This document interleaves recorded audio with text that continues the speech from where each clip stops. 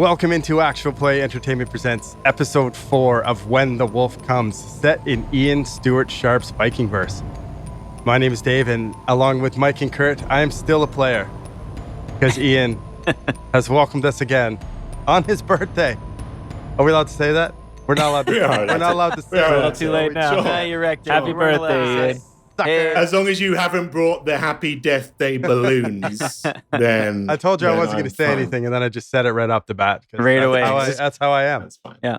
That's very kind. We can blow out the candles a bit later on, but in this, the thrilling fourth episode, we're going to dive straight into it, and it's possible that you might need a bigger boat. Oh, Yeah. perfect. We have a It's welcome clear. wagon.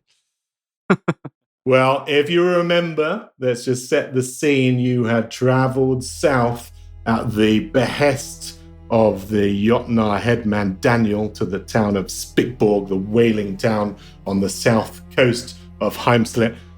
You had been summoned there to answer for your sins and do penance, because it turns out that Daniel is the son of Bjarne Bjarnason, the man that you escorted to his death in episode 1. As part of doing the penance, you were brought on board the Svanefjita, which is his whaling ship. You were all participating in something called the grind, which is where the boats herd pods of whales into the harbour to be cut up, massacred. The ocean ran red with their blood, and that's almost where we left it. But while you were arguing with Daniel, the Jotnar headman, about various things, almost coming to blows, to fisticuffs, it was only Gunnar that noticed that a slithering monstrosity was emerging from the ice and had attached itself to the rudder. And so that's why I say, in the words of the guys from Jaws, you're gonna need a bigger boat. I can actually teach you how to say that in Old Norse, because it's one of the phrases that we put into the Old Norse for Modern Times phrasebook. It's Þurðu munnu verskip stella. Wow. So if ever you want to throw in a little bit of Old Norse into... Next time I'm being attacked by a serpent on a boat.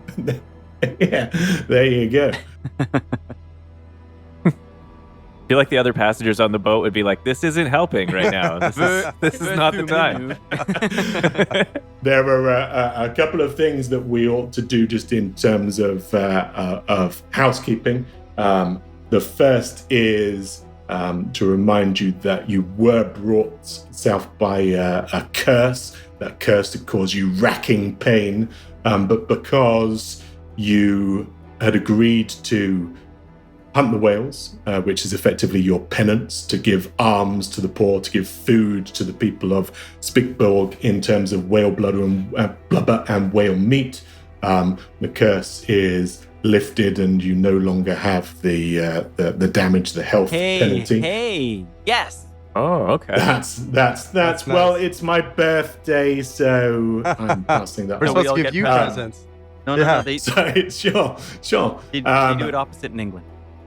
Yeah. Now, the second thing is, because we don't want the the Animal Humane Protection Society to complain about this episode, and so Gunnar, your dog Fenrir, your loyal companion, you haven't brought the dog on board the Svanefjita. You've left him with the huskies, the dog sleds that you came down on. So during the course of this episode, no animals will be harmed, and we just want to make sure that no one's distressed because of that. The Fenrir is An asterisk about the whales that we just pushed into the cove.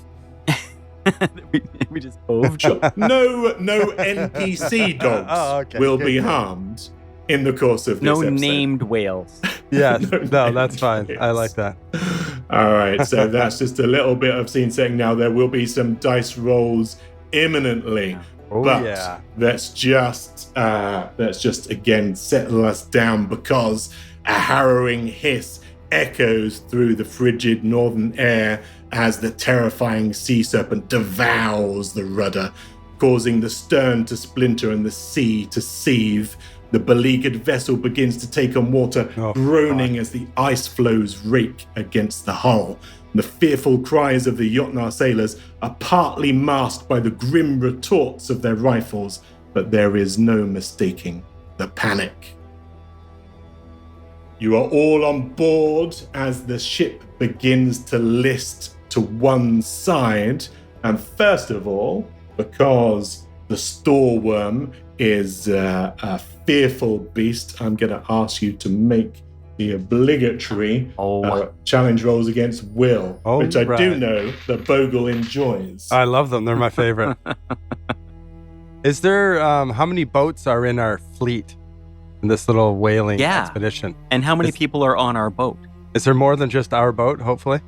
There is more than your boat, but none of them are in the vicinity because they've been herding the whales in. You can imagine a crescent, a flotilla of small vessels that have herded the whales to this point. But it's probably the blood and gore that has caused this sea serpent to surface. On board your boat, which is the flagship, so to speak, of the whaling fleet, is maybe a dozen Jotnar, yourselves, and Daniel himself. Yeah, nothing to worry about then. Do we have any wheels or anything like that, or just a straight up roll? It's a straight up roll. Don't ask for wheels. His birthday. Oh, shit. God. I got so bad in this game. Yes, I think I made it. I got a 10 What right you on. rolled? 10 right on. I rolled a 13. Okay. I rolled a 4. Dead weight overboard. Jesus Christ. Splendid. Well, Natasha, you are shocked and appalled by the hissing, wreathing mess that is devouring the back of the boat. You can almost feel the needle-like teeth already rending your flesh, and it causes you to panic somewhat. The other gentlemen in the party are perturbed, but not as dismayed. Holding it together. So may handle the combat appropriately. However, Daniel is full of expletives, and he yells out, "The red worm has come! Gadzooks, I thought I had him flashed!" Natasha lets out a scream. Well, let's hear it. No, I'm not even gonna. I can't pretend to do that one. That's why I described it. I do think that we did talk about delivering an appropriately bellicose war cry at the start of this That's true. to signify your intent and how you're going to face against the storeworm. You go for it, Bogle. Let's hear your war cry. Is it my turn? To get my dog. He's grumpy and growly right now. It depends whether you want to take a fast turn or a slow turn. Oh, shit. So what is... Okay, all the Jotnar on the boat, they're kind of shooting and doing their thing. What's Daniel up to? Daniel, you remember, he's kind of got this narwhal scepter, this ornate symbol of his authority. He is hammering that on the deck, and he yells out, "From hell's heart I stab at ye! From heart's hate's sake I spit my last at thee!" All right, I like it. That was pretty good. All right, so it's go time. No one's like, all right, everybody, let's get to sails and let's motor out of here. I'd advise you into the fisherman's daughter. It may be brass monkeys, but it's your only hope. Into the fisherman's daughter, it may be brass monkeys. Okay, I have no idea what that means. Okay, I'm assuming that we need some sort of ranged attack to get this thing right now. Is that correct? Or can I... It is at the back of the boat. It is devouring the stern. It is sizable. It outstrips the boat by some margin. So it could kind of chomp the thing whole should it choose to, or it could kind of constrict the boat in its coils and crush it slowly, breaking the timbers and cracking the mast. But so far it's just latched on, and the Jotnar sailors are, like I said, firing rifles almost randomly in a panic. It doesn't look like many of the bullets are connecting, but the ones that do ricochet off the hard, steely scales of the beast. Okay, so it's lashed onto the boat, so I can make a melee attack on it. You can rush to the edge of the boat, which is, like I said, listing badly, and attempt to strike it. Will that be? I'll have to wait for a slow action, move, and strike. Unless you took a charge, but it's the simplest way to do it would be to take a slow. Yeah, I'm going to take a slow. Then I'll wait. Get my hand on my staff, ready to pull my blade and charge at it. So I will wait. I want to take a fast action, but can I? I mean, I failed that will roll, and I can't remember what the penalty was for failing that will roll. Yeah, it's just a bunch of wheels. Woes. It's a bunch of woes. Sorry. Wheels are the good one. Yeah. Woes are the bad one. Okay. Okay. Woes to any action that you do undertake. Okay, I'm going to use a fast action, and I'm going to, with my daggers, I'm going to wave them in the air above my head using my quick hands, and I'm going to try to distract the beast. You're willingly putting a serpentine target on your back. That's your plan? I just know that the distract action, I don't know if it's the come eat action, but the distract action will presumably give him some woes and make his bite on Bogle less effective. I hope it's not going to be a bite on me. Okay, Gunnar. Okay, Gunnar's kind of kept his wits about him for a second, and he's sort of, he has a lot of experience with trapping. So he's seeing this beast attack us and expecting that, these fishermen they're chumming the waters. They must have seen this before. He's really sort of looking to their lead to sort of follow some kind of action, but he's not seeing very much organization. He sees these other guys just sort of shooting randomly and panicking. And he feels like maybe he's going to have to try and take this into his own hands. So he's going to attempt to cast a spell that he's only just learned before, and he's going to start singing in Alfsonger, and it kind of starts as this like guttural rolling sound, and he kind of starts convulsing a little bit, and his head snaps back, and his eyes roll in the back of his head, and you can only see the whites in his eyes, and he starts rhythmically sort of chanting this Alfsonger spell that he casts, and he directs it at Bogle. Bogle can now deal 1d6 extra damage with his weapons while I'm singing this song. Why, thank you. All right. Well, in which case, inspired by the weapon song, you can make your roll, see if you connect, and then if you do, you can add on the additional damage bestowed upon you by your comrade. Ian, sorry to interrupt, but do I have to complete that distract action? It says I have to make a wits roll against the beast's wits. Yep. Okay. Do that. Okay. It is incredibly dim, so it's likely that you will succeed. You are targeting 6. Oh, okay, great. And I have a wheel because of my quick hands. Do I have any woes because of the condition? So it cancels out because of the you can see the beast which you are frightened of. So it's 2 woes ultimately. Oh, wow. So 2 woes? Oh, boy. All right. We will remember you, Natasha, when it eats you. God damn it. I can't roll in this game. That's 6. Okay, I might. Hey! 9 I rolled, minus 2 is 7. Okay. So Wow. while you are jumping up and down trying to distract the creature, mercifully for you, it is very busy, breaking and devouring the back of the boat. It hasn't the time or the inclination to rear up and get towards you. So while it does focus its massive, tiny eyes that stretch around its devilish maw in your direction, Oh, God. it's too busy splintering the hull and chomping down the rudder to actually attack you directly. But it does also mean that Bogle can launch an attack All right. without fear of retribution. Direct eye contact from the serpent while it eats the boat. That's terrifying. That's not good.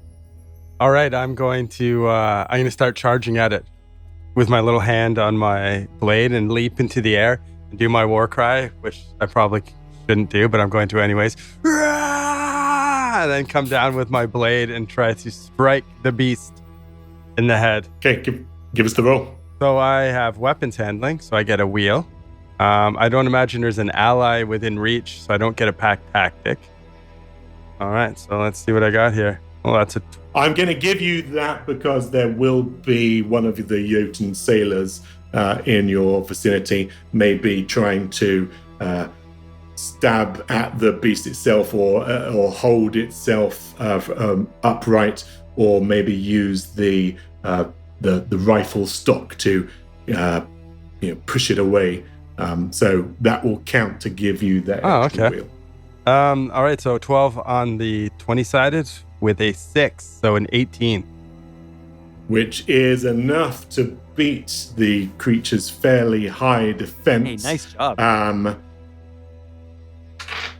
I do actually, unfortunately, because of the CD scales, have to give you a woe in addition, which we should have taken off, but we'll still say that you connect. So roll for your damage. All right, so a 1d3, which works out to be a 2, and then plus the 1d6. Oh, a 6, so 8 total. Nice. Hey, that's great. Okay, so you manage to connect with what you feel is a forceful blow using your warrior's prowess, but the stallworm doesn't even begin to flinch. Still continues to tunnel into the boat, chomping through the timber as if it were straw. And bear in mind that this is kind of ancient hearthwood, and it's snapping through it like matchsticks. Behind you, the various Jotun sailors actually begin to jump into the water. 2 of them plunge into the icy depths and begin to swim towards one of the ice flows. And you do realize that when Daniel was talking about the fisherman's daughter, that was in the Jotun brogue, the Jotnar brogue, the rhyming slam. Fisherman's daughter is water, and I had a feeling. Brass monkeys is it's cold enough to freeze the balls off a brass monkey. And so he was suggesting that you abandon ship, and you notice that he is doing so himself at the top of this next round. The headman leaps from the side of the boat, positively vaulting, and he yells back at you, "I don't give a tom tit what you get up to!" And then he's off with a splash. Well, that's certainly a strategy. Yeah, no kidding. Leading by example, I think. What are the other Jotnar doing? Are they leaping off as well? Yeah, a couple of them have already gone, and the rest of them are either firing a second volley or making their way unsteadily towards the gunnels of the ship so that they can leap off into the icy water as well. Wow. I'm imagining a fairly small bay. Is it like if we were to abandon ship, is it a life-threatening swim to shore all on its own without the giant worm monster in the water? Possibly. There's little icebergs, though, You've right? got to. There's ice flows that you could potentially clamber onto, or you could aim for one of them. You don't necessarily need to swim. You can, hope to jump and land on the ice. Do bear in mind that the Jotnar are kind of hardy folk. They're bred for war. The book describes them as test tube titans, and so they're probably more acclimatized than you are. But even so, you can see that some of them find the icy water daunting and draining in equal measure. Lovely. Oh, Are any of them making He's that not like good. high-pitched dog yelping sound as they hit the water? Hey, I take that personally. They sound a little yellow-bellied.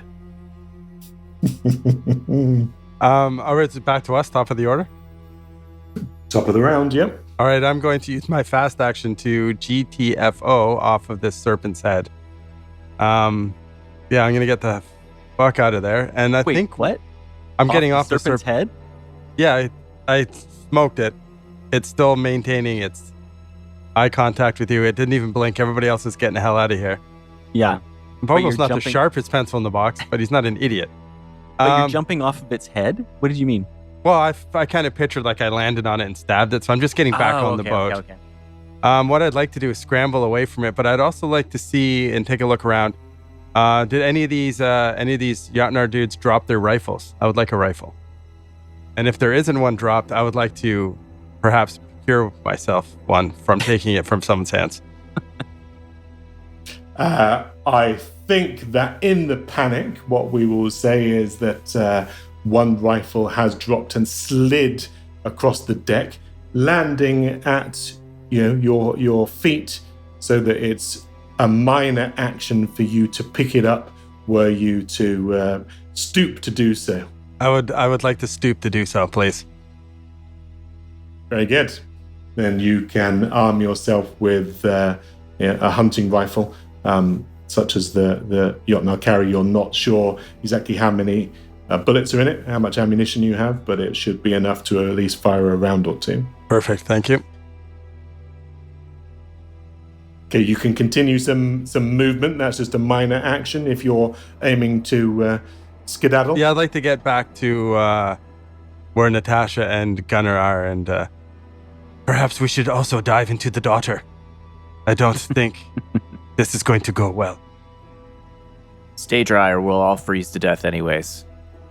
Let's just kill this thing. I look a little shocked at that, and then I'll look at Gunnar and smile. I feel like the Jack Nicholson nod. Yes. Natasha Yes. looks positively shocked at that. Says, what did you just say? Into the daughter with you, then. I have no intention Meanwhile- of landing in the dark. Water. Stop it. Gunnar just keeps intensely throat singing, and the intensity starts building until the beat drops when he starts wailing on his drum called Yes. Yvette again, and he goes for another verse, and it just picks up to a whole new level. And did you want to do anything else whilst you're chanting? Yeah, I think I would. How far away is the beast from me right now? Probably about 10 yards away. I have a flare in my pack, and I'd like to take the flare out and light it and move over there and jab it in this thing's eye. The eye that was staring at Dave.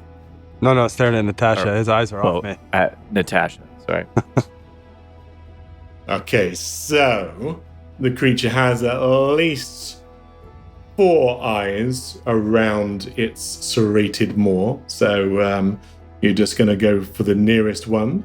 Yeah, or the biggest one. Okay. Give me a roll. But I'm going to give you 2 woes on that.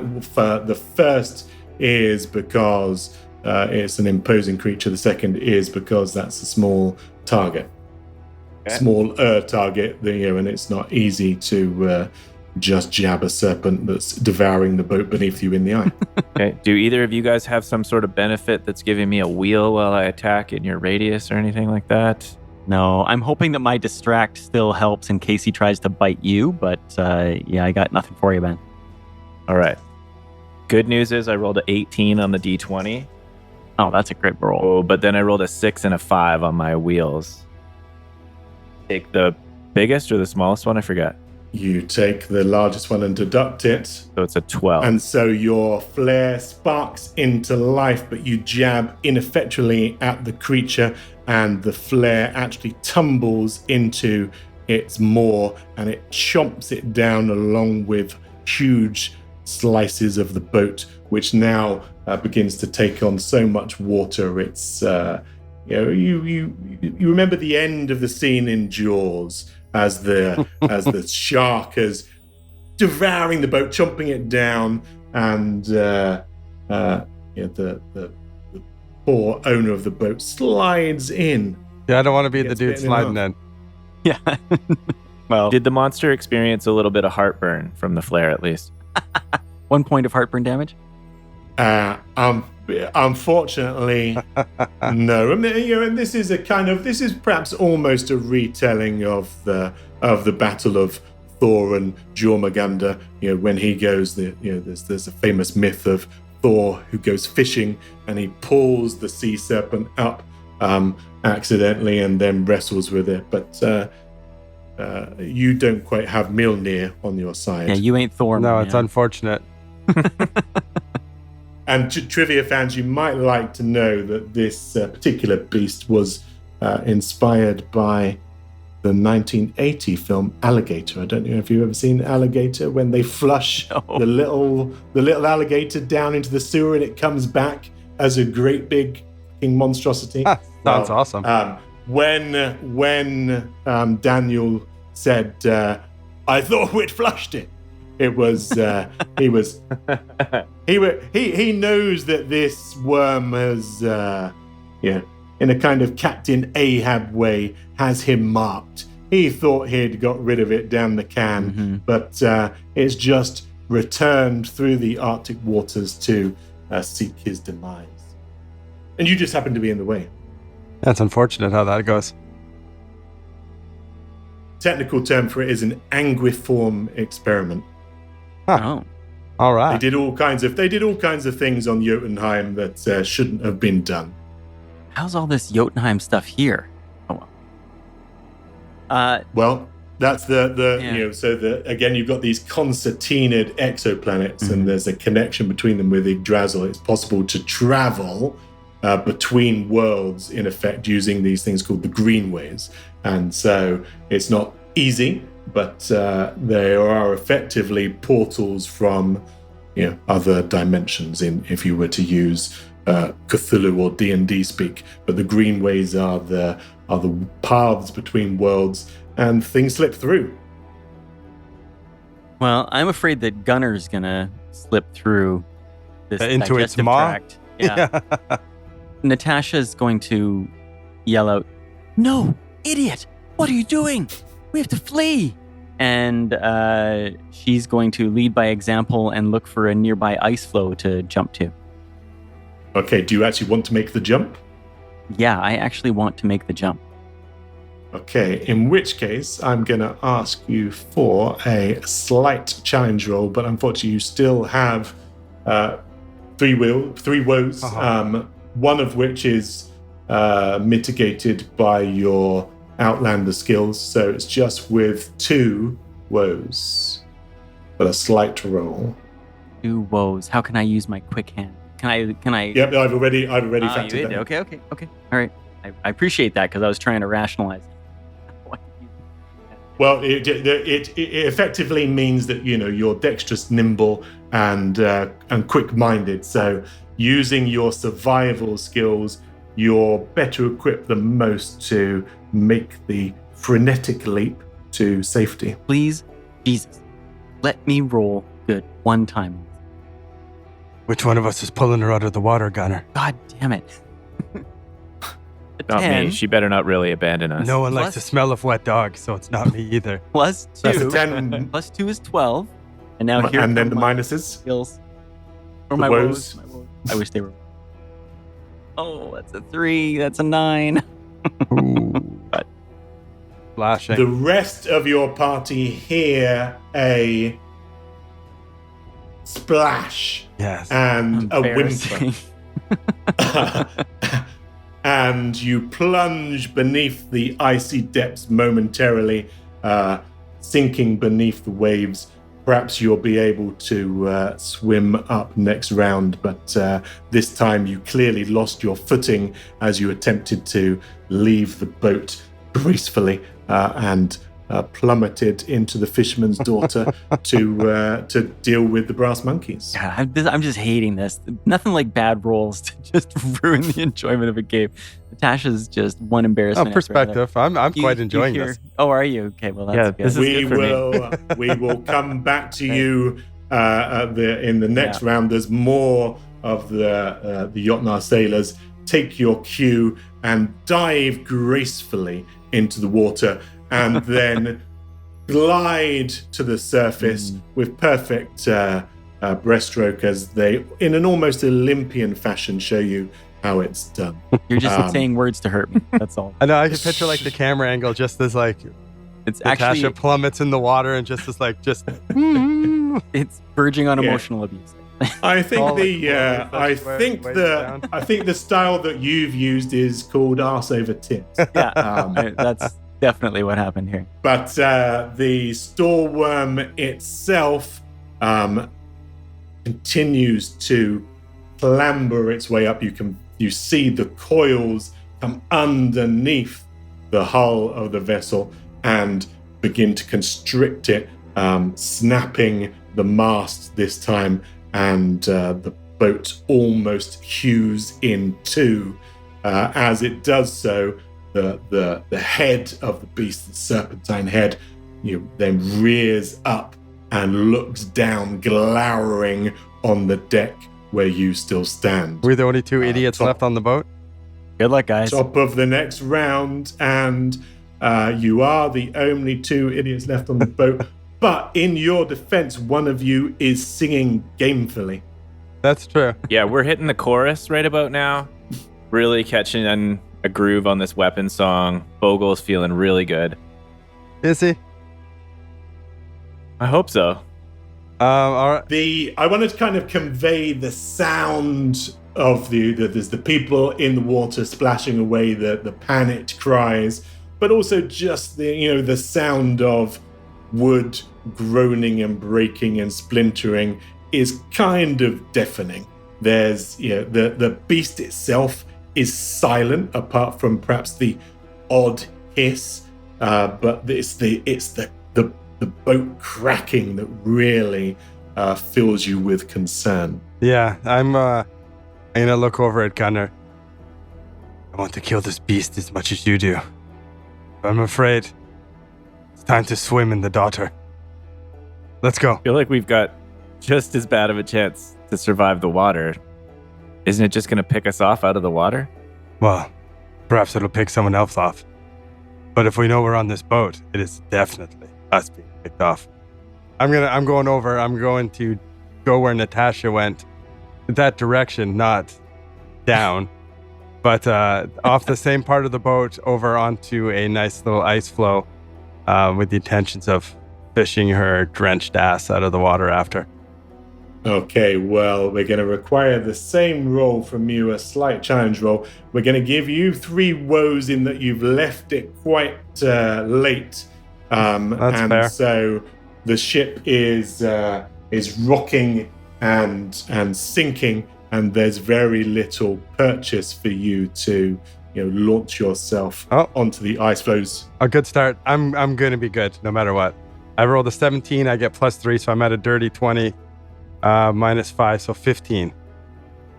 That's So amazing. you Nice. execute a graceful pirouette, nip and tuck dive, and land on all 4 paws on the nearest ice floe, and just look backwards at Gunnar and give him a grin, perhaps. Yeah, you start looking in the water to see if I can see Natasha's flailing arms. Natasha surfaces with a rasping gasp, and you're not going to be able to help her this turn. But I never said I wanted to help yet. Let's see if Natasha can Just wants to help watch me drown. herself. Natasha, we're going to roll a dice 3, which is a 1d6 divided by 2. All right. First thing you see when you come out of the water is just Bogle's toothy smile. That's a 1. A 1. That means you are just one round away from the nearest ice flow. So lucky. It could have been worse. Yeah. You could have been further away. But now at the end of this round, as you surface, I'm going to ask you to make a might challenge roll. Right away. Okay. Right away. Okay. Because this is the cold that is seeping into your bones. You are still fully clothed. It's difficult to swim. You have to really fight against the chill. Might is my dump stat. All right, here we go. And you've also got 2 woes on this, right? And 2 woes. I fail. You're still terrified. I haven't rolled over 10 since I met you. That's a 6. Did I mention that I'm actually Loki, the trickster god? And, It's a 6 minus 5 is a 6 1. Minus 1 for having bad strength is, a 0. Okay. Bogle, you see Natasha surface briefly, gasp that rasping, desperate attempt to get some air into her lungs, and then she immediately sinks below the waves again. You are now, you have to take damage equal to your healing rate from the cold, and you're also fatigued, which adds, unfortunately, yet another woe to your list of woes. All right. Huffing. I can't help it. I'm sorry. It's funny. I'm still laughing at I haven't rolled a 10 since, over 10 since I met you. It's hilarious to me. It's been a wild game. Gunnar, do you wish to continue to sing? It's basically you facing down the storeworm, which is looming above you, having wrecked the hull around you. The mast has toppled, and the last remnants of the wooden deck are teetering under your feet. Gunnar stops singing and he looks around, initially disappointed and feeling, rejected and abandoned. He, for a second, thinks he's going to continue this battle on his own on principle, but he looks around and realizes that this boat is empty except for himself and roughly 10 or 15% of this giant worm that's going to eat him. And he thinks better of it, thinks his stubbornness is going to get him again. And he attempts the most pristine dive into the water while staring Natasha right in the eyeballs. Into the water. There's a fair amount of water between those eyeballs and your look, but I get your point. Give us the roll. It's an 11 on the dice. Okay. Unfortunately, you've got 3 woes. 3 woes. Hope for 3 1s. Minus 5 is a fail. Okay. So while staring Natasha right in the eyeballs, what happens? You effectively dive bomb on top of Natasha. Come on. And just there the 2 of you tangle in a mass of clothes and panic, and sink a little bit further. However, Gunnar, in compensation, being the last man on the boat, I'm going to give you 1 honor for that brave feat. Hey, Yes. all right, well done. Yes. Thank you very much. Well, don't spend it all at once because you're about to drown. That evens out my shame for taking up witchcraft. Net 0. All right. Back to 0. Now, the Svanhvita is now gone completely underwater. Had you remained on board, you would have gone down with the ship. The Jotnar are all splashing away, desperately trying to get to safety or have clambered onto an ice floe themselves, the storeworm turns and slinks into the water, submerging below the depth, obviously on the hunt for one morsel that it can swallow whole, at which point, it may be sated or it might decide to go for seconds. This is what I was worried about. At least there was chunks of lumber between us and the teeth before. Well, maybe it'll go for the Jotnar, because if it gets Natasha, she's very small. It's not much of a meal. No. No, it won't. Yeah, A little bit of an aperitif. Exactly. Little hors d'oeuvre. Okay, so Bogle, fast turn or slow turn? You're on the ice floe. You have a rifle. You have also the backpack containing Benya's ashes. Yeah. Had that gone into the water, that might have caused some conniptions with the spirits. But yeah, I don't think I would have liked that also. All right, so my options are to try to get to another ice floe. I prefer not to swim. I'd like to stay dry, but I'd like to get away. So is it possible to get to another ice floe, or am I going in the water? You can relatively easily trace a path to land, which will just be a hop, skip, and a jump, perhaps between a couple of flows, but nothing as potentially hazardous as what you've just achieved. All right, and Natasha and Gunnar, are they close to me? Both of them we determined were one round away, so you could reach out and pluck them from the water were you to make a might roll. You have two strong arms. You could grab both of them and haul them onto the ice, which may well save them from a fate worse than death. Yeah, no, that's fair. I will secure the rifle. I don't want to lose that. And start fishing in the water and try to grab them. So do I need to make one might roll? Yeah. Now, let's say this. If you choose one of them, you can make a might roll with one wheel. If you choose both of them, you make it with one woe. Gotcha. I got more faith in Gunnar than I do in Natasha. That's probably the right. So I feel Gunnar can get himself out, and if I need to, I'll try to help him next round. So I will both hands. It's one of those big philosophical questions in life. Who would you save? Would you save, your child or your wife? Who would you save? Would it be Gunnar or Natasha? Well, I feel right now I'm either saving the flailing toddler or the person who can swim. So I'm gonna reach down to Natasha and go to pull her out. Oh, that's a good roll. Dice are hot. 21. Oh, wow. Okay. You pluck Natasha from the frigid water like you might do a salmon from a fishing hole and pop her onto the ice, shivering next to you. One quick dunk as I pull her up, and then dunk and then pull her onto the ice. All right. Natasha, did you want to do anything with your turn? Like say a few words of gratitude, shiver, Yeah, weep? Put my face like right. shivering and Do you shivering need- and gasping. Do you need CPR? She kind of puts her hand on his snout to push him away.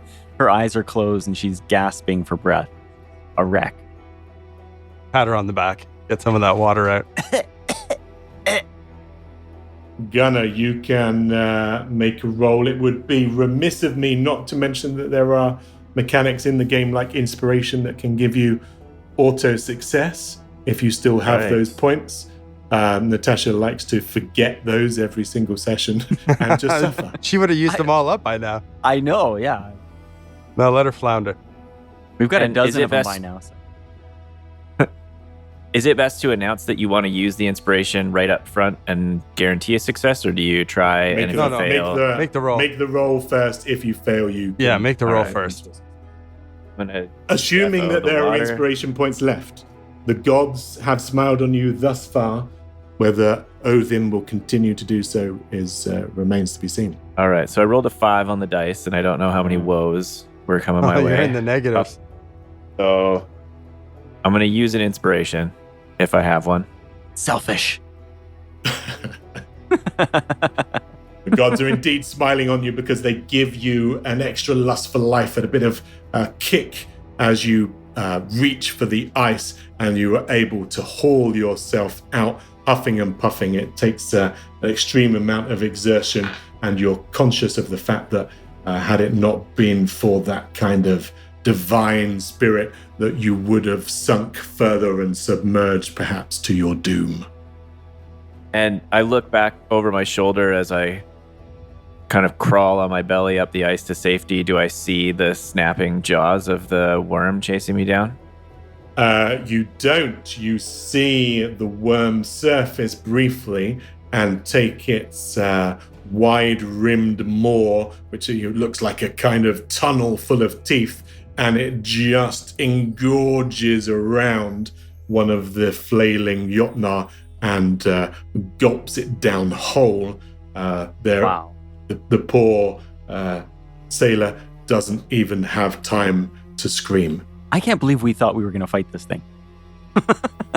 Bogle thinks he can fight anything. Lunacy. I still think we Perhaps. could have killed it if we all stayed on I the know boat. you still wanted to go. The boat's at like a 90 degree. There's like Yeah. 3 feet of it left. Gunner's He's gonna just go holding down on with to it. the mast hanging there, being like, I got it. Idiots. All right. I don't want to end up like the Jotnar. We need to leave now. Can you make it to another ice, or am I fishing you out again? Yes, of course. Let's go. You first. Fine. Daniel and his fellow sailors are all over safely on the shore. They are trying to strip off their clothes, recognizing that the cold, wet clothing is not going to be good for their health. And so whilst they are almost near naked, that's probably a better chance of survival. And they urge you to do the same and usher you back to the village, slapping you with whale blubber and fat to keep you from being frozen and succumbing to hypothermia. Natasha's pretty prudish, so I don't think that she would go down below taking off her, soaking wet, heavy coat. Like We're no on rolls to the get over shore. to the No shore, more to rolls. the shore. No, you are safe and sound. You've been beckoned to the shore by the Jotnar, and they have done their best, use their survival techniques to help you get warm and recover. I can give you my Natasha says- cloak if that is more prudent for the to delay the risk of hypothermia. Bogle he's buck naked with his backpack and a rifle. He doesn't give a shit, and his staff. So you can have his cloak. He's got the dignity of fur. Yeah, I'll shake like a wet dog. Make sure I shake right near all the Jotnar and get them all wet again. Natasha will say, "Thank you, Bogle," and she'll accept the cloak. Daniel says to you, "That was a damn brave thing you did there, fellas. I know not what may be coming for me, but I know when it comes, I'll go out laughing. Come, you've earned your place at my table. While we have been here hunting for the whales, well, the rest of the fellas, they've been organizing a bear hunt. We'll feast well tonight. We'll put a smile on your face and some warmth in your belly, eh? Sounds good to me. Let's go. Perhaps over dinner we can talk. I'll be happy to, me old matey." Awesome. Bogle was actually, I think he kind of enjoyed that. Got in one stab before he bailed ship. Could have been worse. Could have Didn't been get worse. wet. Yeah, No, you did well. He's doing pretty good.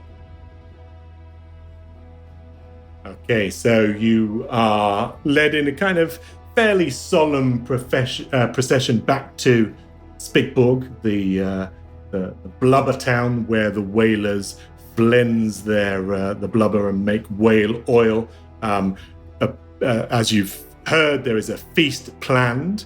The whalers have also gone out, sent a hunting party out to hunt for the bear that we mentioned last time. The Isbjorn are hunted for food as well as for ceremonial purposes. And Daniel's happy to explain that to you, but you will be eating a feast tonight of whale meat, bear stew, and salted blubber to celebrate. And as you attend to the kind of big mead hall that Daniel holds his feasts in, you're announced by the melodious tones of clanging frying pans, kettles, and clashing pot lids. Oh, wow. Awesome. Quite an entrance. Yeah. I can't forget our tub of blubber before we leave. Oh, definitely. I'll actually see if we can. Well, now might be a good time to open negotiations. First thing, I'd like to sit near Daniel and enjoy the festivities, soak it up a little bit, have a good time. And I want to ask him, I'm going to put the urn on the table. Not say, What's this now? tell me more about your mother. What do you want to know about the old finger and thumb? Anything you can remember. She actually was quite close. Well, not close. She did something remarkable for me. And I owe her.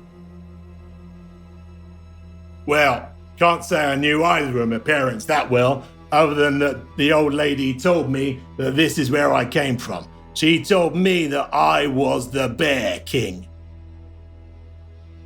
The Bear King. That's right. I'm the rightful king of these lands. Well, congratulations. Everything you see here, from horizon to gleaming horizon, all mine. I had a vision, you know. A vision sent to me by the White Christ himself. He told me that I should come here. He said, "Arise, Daniel, and eat your fill of flesh." And that's what we did, me and the boys. We've come here, we've made a home for ourselves, and we eat our fill of flesh. That's what you're gonna have tonight, me hearties. We've got dead bear brought in. Take a look at this. Take a look at the flanks. Prime meat it is. Of course, we don't want to offend anybody. We don't want to offend the spirits. We have to treat it just so, the dead bear, don't we? We have to treat it so it don't seek vengeance. We have to return the bear spirit to the wild to ensure that the future bears, well, they don't get the ump with us. What about Aldinger? Who's Oldinger? Isn't that tree dude? He doesn't want you to hunt bears anymore. I don't give a flying monkeys what of the Alpha think. We gotta survive, haven't we? And just because we've got our ways of doing things, you know, they want to be a bit more understanding. Does he understand that you honor them and do what you can, or does he think you just slaughter them? I have no fucking idea about what they think. He's asked us to get you to stop. I'll say that as I'm eating bear. Let me tell you, bear cubs, they're born shapeless, ain't they? And their mother gives them form, licks them into shape, just like the Christian Lord reforms and regenerates sinners like you. When we capture a cub, it's our dog. It cements my legitimacy as ruler. This staff here, it's what allows me to talk to the bears. Now, adult bears, they're a different matter. You know, the temple of the bear, the alpha, you know, most menfolk, they think that gods exist in the form of men. And they imagine, you know, that bears are otherwise. But we know by eating bears, we can come closer to God, bridge the divide between the heavens and earth. Natasha's Christian. So is this ringing true to her? Like, would this be her interpretation of Christian belief as well? Or has this been pretty twisted by these guys? It's certainly a denomination, okay. Right? Christianity has many forks in the road, these particular guys sound almost shamanistic. Yeah. And certainly as the bear is cooked, you notice that there's all kinds of ritual, ceremonial things happening. You know, it's the hunters who hunted the bear. No one is talking to them or indeed going near them as they're making the stew. The bear's skin itself, the white fur, is stretched out in the center of the banquet area, and they're offering you various libations and tobacco, and they're offering the same to the bear in the center of the room. Everything that is the ale that is offered to you is also offered to the bearskin. And more interestingly, Daniel takes this brass ring and he says to you, "Here, take this ring and go and bury it with the bones. That way, the bones, you'll see they're arranged in there just like the bear is alive. Take the ring and we'll know that the spirit holds no bad feelings. And while you're there, why not, especially in the name of my dear old departed father, give a little speech of apology. Give a little speech of thankfulness. Be a little bit grateful to the bear. Go and give it a few words and we'll say that your penance is done and dusted." So they're suggesting that we take the bones of this bear after the meal and we will go and bury it with this brass ring, say some words, and that's our penance. Correct. Huh. So Natasha will take the ring and she'll say, "I will do this. I do want to make penance. Your ways with the bear are not what I believed them to be based on what the Alf spoke of. You've given me much to think about. But Daniel, I have a question. You say you are the king of these lands. We knew your father, and he was no king." Well, that says maybe. But did you find the deed? What? Did we find a deed? No, he asked us this The before. land deed. No. Land deed signed to him by the original founder of this land, Wilhelm. He would have had it on him. It's floating in the ocean, right? I was going to say, yeah, is it... Did we search the corpse before we threw You it? did what now? We backed up about 40 yards and first we built a ramp. Then we backed up about 40 yards and fired that piece of shit into the ocean. What kind of moron is this? I'll just shrug. What kind of moron keeps a deed in his pants on his death walk? How the fuck am I supposed to know? A man who owns all the riches of the Arctic Circle. He should have spoke up. Is there any more bear meat? He does look exasperated and It's off the troll's tongue. You're a good swimmer. I'm sure you could find it. well, had it not been for the Svanvita, had she not been holed, I could have taken her around. Natasha's going to think back. Does she remember seeing anything like that in the cabin? Like loose parchment or something like that we just didn't read, or? No. I did a quick search of the cabin earlier. Got his straps and stuff like that. I'm going to ask him, was your family's from here? Your mother's from here? She's from the general vicinity. I don't know exactly where she's from. He's very perturbed now. He says, drink up. And he's offering you some Jotnar ale. Strong stuff, apparently made from whale testicle that has been smoked in seal dung. I'll pass. Sounds Don't think passing is an option. delicious, but I'll pass. I'm trying to cut back on my testicles and dung. Natasha will have Okay, some. are you sure you want to do that? It's the sort of thing that might cause great offense. Of course he'll have some. Here, Bogle, after me. And Natasha will have some first, and then hand you each a cup. Gunnar takes his cup and takes the smallest swig that he can while still being polite. Bad fucking omens, bad omens. First, the scar in the sky, and now my dear old papa, tossed into the waves with a fortune wrapped around him. No way to go and get it. I'll put my hairy little paw on the urn and tap it.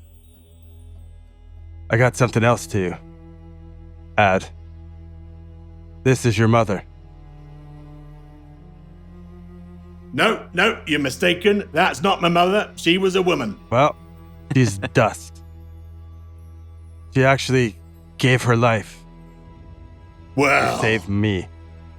Wouldn't you believe it? I huh? only jest. I know she's been brown bread for a while.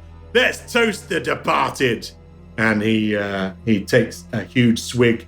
The room erupts in cries as they begin to toast and swig their flagons of ale. It's clear that you're expected to do likewise. Natasha will. I drank. I'll ask him, I need to spread her ashes. Where do you feel that you would be happy? Well, why don't you fucking toss them off the troll's tongue like you did me old dad? Your dad was a piece of shit. I have much more respect That may well for be your true. mother. I never knew him. You denied me the chance. To be fair, I don't really care to know him because he fought in the other side during the wars, truth be told. Still, I do want to get my hands on the land deed to prove that I am the king of the bears. You fucking Norseman, you'll only listen to a bit of parchment, won't you? If I had the parchment, would that make me the king? Well, would putting a fucking crown of thorns on your head make you the Lord Almighty? Of course it fucking wouldn't. By birthright and blood. No one will believe you. No, you might be right. You might be right. I've got to take that into account, and that's why I haven't pushed the matter much further. But if I find it, I'm going to take it to the highest courts in the land. Huh. You know what this place is like. They love their law. By the law, our lands will rise. All of that fucking nonsense. Tell me something, Daniel. Please, tell me something. I'm curious. You think that your father, Bjarni, had the deed in his possession, yet you never met him before his untimely death. Spies. The king We of watched all him. the We world, watched him. yet he's a poor trapper. And you live a day and a half travel away from Helpmakar and you've never met him before? Help me piece this together. Yeah, it's really quite simple. He fought in the other side during the war. He don't like my kind, even though I'm his kith and kin. He'd have me killed. We tried to watch him. We tried to follow him. We tried to find out about the existence of the deed. It's only because the troll wives told me all about it with their spacecraft premonitions that I know anything about it at all. Hey, hang on. Explanation time. Troll wives? Is this something that we're aware of? The troll wives would be in Norse mythology. Christianity turned the trolls into the kind of big, brutish, big-nosed, turned to stone in daylight creatures that you might be familiar from myth.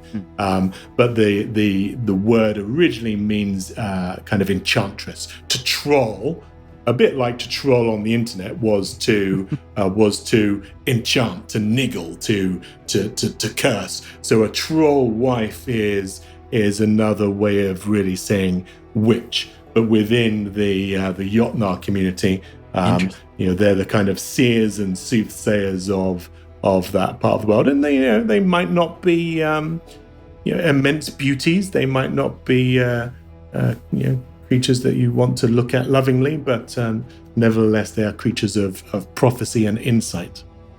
I'm going to pick up the urn and excuse myself from the table and leave. Okay, so you haven't drunk anything. No. Your other two fellows, could you, and ladies, sorry, could you make a might challenge roll just to see whether you are inebriated by the strong brew? I rolled a 3. Gunner's having 3 drinks to 1. What are the odds here? I gotta pass it at some point, right? 14 minus 1 is 13. All right. So you imbibe the drink quickly. Gunner starts to feel a little bit woozy. Perhaps it's because he's been taking too many intoxicants in the past few days of other varieties. You shouldn't mix your drugs. It'll catch up to you every time. Yeah. It will. But there is a kind of you get the impression that there is a drinking contest that has been started because there as soon as you drink, another flagon is thumped on the table in front of you, spilling onto the table. The suds going everywhere. In the meantime, you're still expected to go and make your apologies to the bear. Okay, Gunner's going to lean into it. He's been thinking to himself that to get some of the answers that he wants, he may need to commune with the spirits, and plan to get just as off his face blackout as he possibly could today to have that mind-altering consciousness moment. So he's feeling the buzz, and he's going to lean into it, and he has another big couple of gulps here. Okay, give me the another testicle mic, juice. Give me another mic challenger. Of testicle juice. Not That's just 15. testicle juice. Don't forget There the is seal some dung. seal dung. Yeah, Of never course. forget. How could I? But really brings out the flavor of the testicle. All right, that's Natasha. You going for another round? Natasha's gonna politely keep sipping hers and rely on. the fact You're that gonna she- nurse your yeah, beverage. She's gonna nurse it. Pro move. It being yeah. My wife's specialty. All right. Sip of testicle juice, sip of water, sip of testicle, sip of water. Some of the other Jotnar who are perhaps priests of some description here, that they certainly wear ornate white robes, plain kind of hassocks. They hold the brass ring and they beckon you outside to where the bones are laid out in ceremonial fashion. Natasha will go out with the ring and go to the site. Is Gunner coming too? Bogle, where'd you screw off to? Bogle is Bogle's off wandering the town. He feels that this is where he should spread her ashes. This is like the area where she's from, he presumes. Does he know offhand where Daniel lives? Like where their family home would be? So make a wits roll for me. Wits, -2. 7. Okay. You recall nothing of the useful information that Daniel told you last episode about when he recently set up this town, and on whose wreckage he built his base. Is there someone out and around? Can I talk to somebody and ask them? You can, if you wish. There's I would plenty like of whalers knee deep in blubber and guts, like stirring huge pots to smelt the blubber down to oil. I'm gonna look for one that looks exceptionally old. Yes. Sorry, you startled me. Came out from behind the latrine. Have you lived here for long, old timer? I lived here 17 moons. Listen, Steve. Oh wait, moons. Okay, yeah, no, that's a long time. You're do you know Daniel's mother? Do you know Daniel's mother? What are you insinuating? I've not had carnal relations with the chief's mother. That's not what I was implying at all, dare you. old timer. Relax. I can still get it up. Don't think otherwise. Oh, I'm sure the dead fish are happy about that. Can you tell me where their family home is? Where does Daniel live? Daniel lives in the mead hall from which you have just come from, like every good chieftain. He entertains, he provides hospitality. He does not live here as if with his family. His mother and father have long passed. Do they have a family home here? Where would he live before the mead hall? He lived in Jotunheim with us all. We were all brothers in the war. As were you, child of the Ironwood. Where did you see service? I'll just turn and walk away. Okay, he gets back to his stirring. He appears mildly put out that you didn't answer him, but you presumably don't care that much. No, Vogel doesn't care that much. He's looking for other answers. You do have things like Oodle at your disposal. I do? You don't. No, you don't. Yeah, no, I but, don't. Okay, I didn't think so. Were you to work in a cooperative manner, then people might be able to help you. So, Natasha, remember I dragged you out of the icy cold water? You anyways. dunked me first. Well, I pulled you out, then dunked you, then pulled you out again. Yeah, I guess I'll just continue to walk around the town. I'll eventually head back to the mead hall, though. Or maybe if I'll catch up to these guys coming up front, I don't know. But Vogel's just going to wander and kind of take it in. Okay. And Natasha, do you want to recite your forgiveness? Gunnar, do you want to participate in that, being a good bear heart? I do. I'm a little conflicted by this bastardized bear ritual, but it does seem to be trying to pay some respects to the bears, so I'm reluctantly going to participate. So Natasha will wait for the bones and the remains to all be sort of set in place, and she will look at Gunnar and then look back at the pile and set the brass ring down where presumably the heart would have been inside of the rib cage.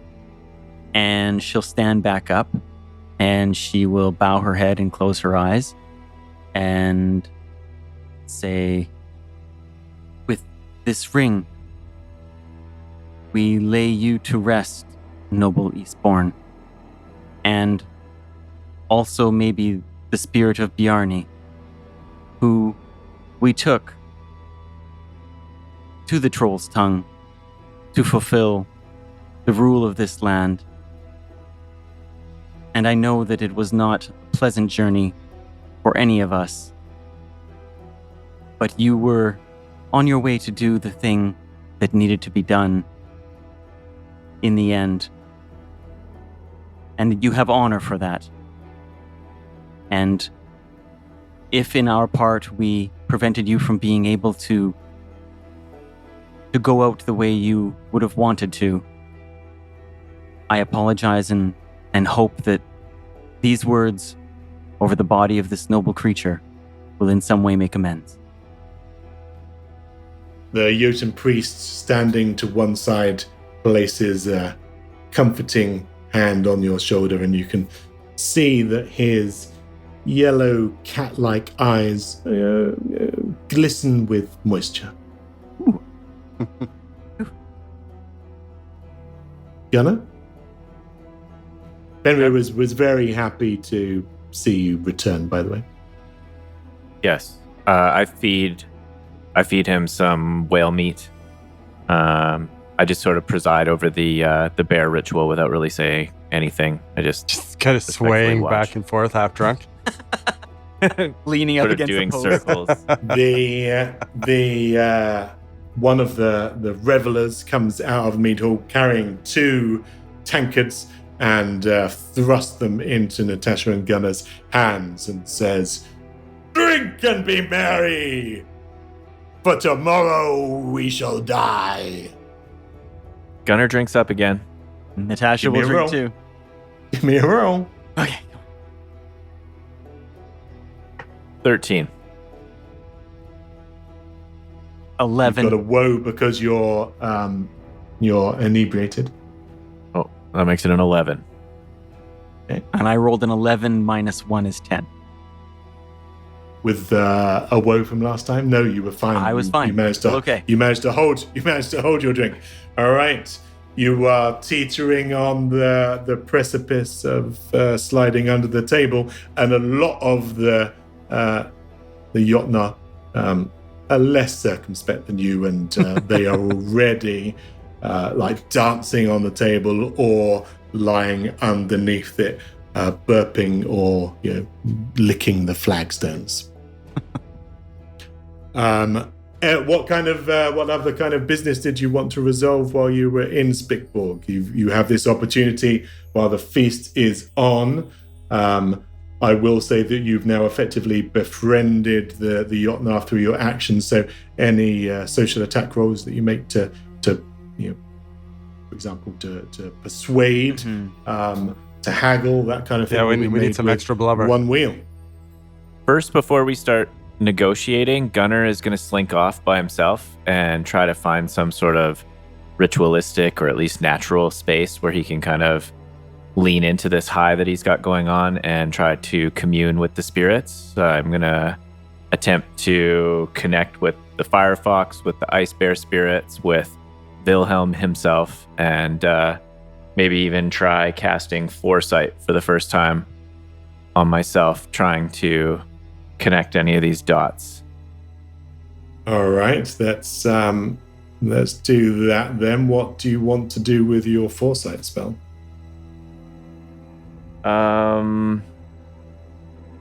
I would like to add wheels to my will challenge to use this altered state of consciousness to connect with the spirits and ask for some guidance regarding Daniel and Wilhelm and the real origins of the deed.